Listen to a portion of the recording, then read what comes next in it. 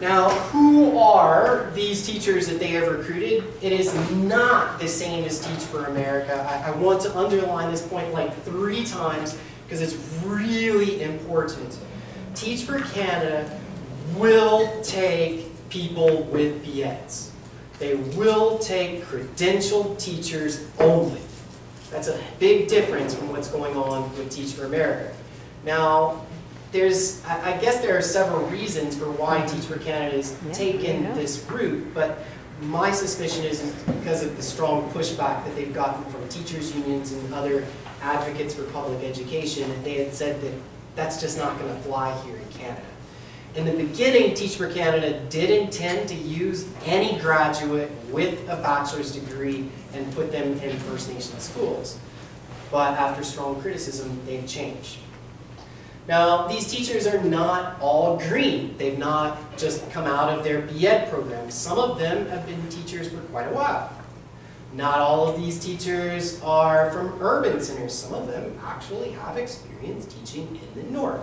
It is a wide array of people that they have gotten to do their first intake. And you can kind of expect, if they've got, I don't know, 500 applications, you would expect them to pick a nice bunch that kind of represents what they want the public to see. So I'm not terribly surprised that they did pick several First Nations educators in this first round. We'll just wait and see what happens next.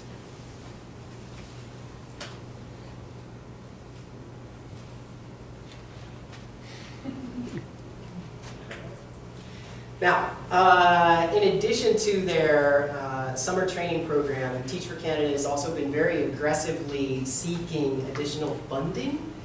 As I mentioned, American Eagle Outfitters, one of the ways that they've gone about getting some money from them is by purchases. So you buy a gift box at American Eagle Outfitters and a certain percentage of that goes to First Nation schools. A more recent example of this is this plan that they had with state bags. I'm not familiar with state bags. I don't wear a purse. But folks who do wear a purse may be familiar with them. I understand that they make good quality purses. State Bags has worked out an agreement where the same thing, if you buy a bag from one of these that's got the gift tag on it, then State Bags will donate a backpack full of some school supplies to First Nation schools. So it's kind of like the Tom's model, you know, the Tom's shoes. You buy a pair of Tom's shoes and then another pair goes to a kid in Africa or something. They still stay poor and hungry in Africa, but at least they have some nice shoes. So the same is kind of similar here, or the same is true here. This plan would give schools or kids that maybe didn't have a whole lot of resources a nice book bag full of some pencils and paper, but they would still go back to a mobile home, have trouble accessing clean water, and et cetera, et cetera. Now, at the bottom there, it does mention that Teach for Canada has gotten support from the government of Ontario. This was in the dollar amount of $70,000. That's how much the government of Ontario gave Teach for Canada.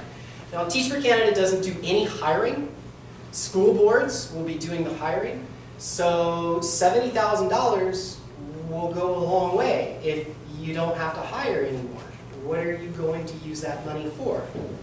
Well, you will use it to buy nice t-shirts, some stickers, some signs, advertising, and things like that. So Teach for Canada has been very aggressive in getting extra funding, and they've been very successful as well. Now, more recently, having finished their summer intake, their summer training program, Teach for Canada has shifted gears a little bit in how they present their program. And by that I mean they're now deflecting criticisms of their program. For instance, if someone criticizes Teach for Canada at this point, now Teach for Canada can question, well, do you have a problem with First Nation schools getting more teachers with BEds? Well, no, I don't have a problem with that. Then why would you have a problem with Teach for Canada?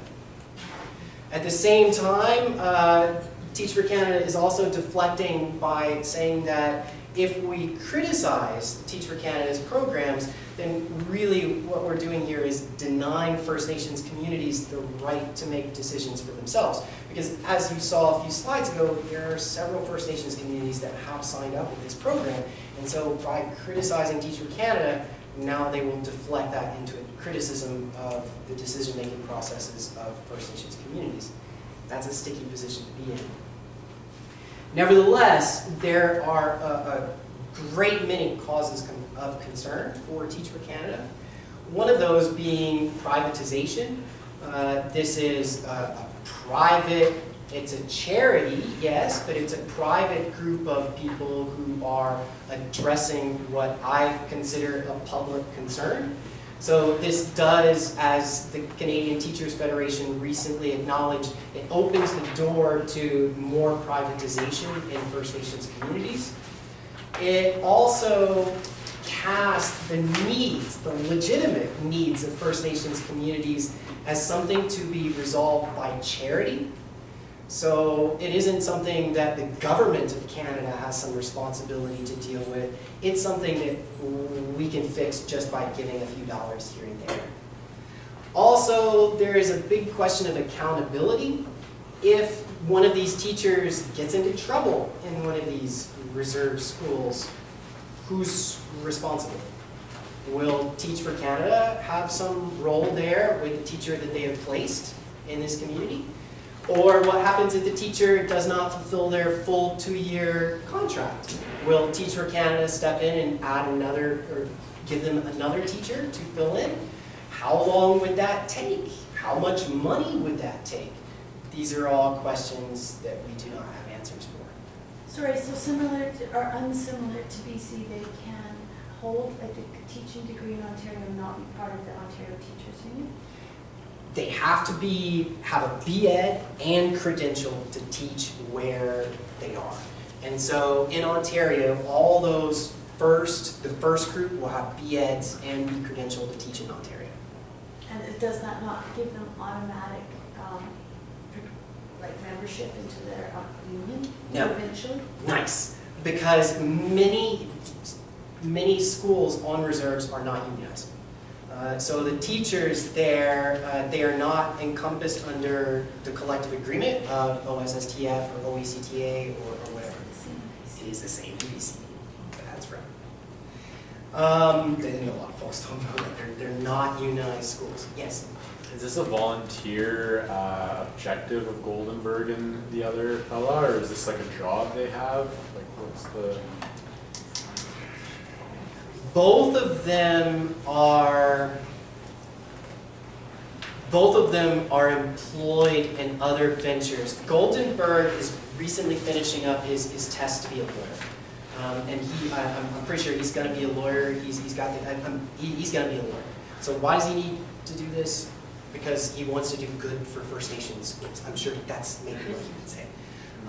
Now Hill, he has recently cut Boston Consulting Group from his LinkedIn profile. I do not know if that means he's working for them. I have no idea. But I know that he was their guy, and he's still working for Teach for Canada. So that's the best that I can answer. One question back there, and then to you. The band schools that hire or go on with Teach Canada, does Teach Canada get some of that money from DIA? This is a great question. Or is DIA just keeping all the money and Teach Canada is paying for the teacher? The money trail, with Teach for America, that's kind of where you begin, follow the money.